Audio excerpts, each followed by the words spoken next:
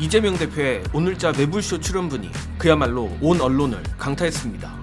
바로 민주시민들이라면 절대 잊을 수 없는 지난 2023년 9월 2차 체포동의안 당시 충격적인 뒷얘기를 폭로해 화제입니다.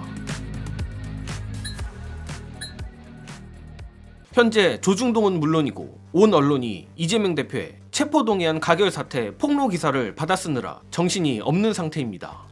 그 중에서도 정예능은 민족 정론지 굿모닝 충청의 기사 제목이 이재명 대표의 폭로를 제대로 관통하는 제목이라 생각하는데 정말 이재명 대표는 좋은 의미로 무서운 인물인 것 같습니다.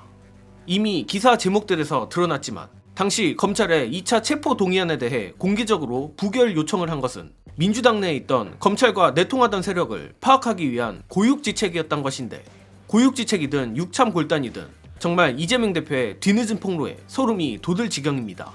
이미 보신 분들도 많겠지만 아직 못 보신 분들은 이게 무슨 말인가 싶을 텐데, 각설하고 오늘자 이재명 대표의 충격적인 폭로 영상으로 보시고 오겠습니다. 저는 이게 언제 할까? 언젠간 할 줄 알았던 거죠. 가결되겠다. 왜냐면 그 전에 제가 들은 얘기가 있거든요. 나한테 비공식적으로 요구한 거 이런 걸 맞춰보니까 이미 다 짜고 한 짓이거든요. 예를 들면 6월 달에 누군가를 만났는데 그분이 저한테 사법 처리될 거니까 당대표를 그만둬라. 근데 시점도 정해줬단 말이에요. 그게 나중에 보니까 영장 청구 시점하고 딱 거의 맞아떨어져요. 가결된 거죠. 예상한 대로. 다만 제가 그때 반대할 거냐 찬성할 거냐 가결을 해달라 공개적으로 요구를 해서 그럼 부담 없이 가결을 해서 넘어오면 법원에서 영장이 기각될 가능성이 좀 높아지죠. 왜냐하면 국회가 내가 요구해서 가결한 거니까. 그런데 반대로 내가 부결해 주세요 했는데 가결이 돼버리면 영장 발부 가능성이 훨씬 높아져요. 그래도 저는 부결해 주세요라고 하고 가결이 될 것으로 저는 각오를 했어요. 근데 왜 그렇게 했느냐? 그건 뭐예요? 그러면 이 가결한 규모가 드러나잖아요. 누가 가결을 했는지가 드러난다고요. 아니 그거 드러나서 뭐 하시려고 그랬어요? 책임을 물어야죠. 내가 개인적 감정이 있는 게 아니고 당이 살려면 이게 민주당이라고 하는 거를 사적 욕망의 도구로 쓰고 상대 정당 또는 이 폭력적 집단하고 암거래를 하는 이 집단들이 살아남아 있으면 당이 뭐가 되겠어요? 그래서 저는 구속 가능성이 높아지는 걸 감수하고 부결 요청을 해서 가결 동의자를 최소화하고 거기에 대해서는 우리 당원과 국민들이 책임을 물을 거라고 본 거예요. 그래서 결국 그렇게 됐죠. 결국은 행위에 대해서 당원들이 책임을 물어야 책임을 지는 게 이게 민주적 정당이죠. 안 그래도 당시 이재명 대표를 두고 비겁하게 체포동의안 부결 요청을 한다며 온 언론이 무자비하게 물어뜯었던 것을 저는 아직까지 잊을 수 없습니다.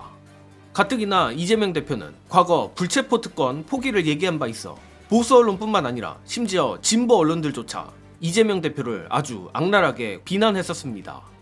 다만 불체포 특권 포기도 정상적인 정권에서나 할 법한 얘기이지 인간 사냥이란 광기에 쩔어있는 당시 윤석열 정권 하에서 유일한 방어수단은 불체포 특권밖에 없었고 내란을 겪은 현재로선 더더욱 공개 부결 요청을 했던 이재명 대표의 선택이 옳았다고 생각합니다.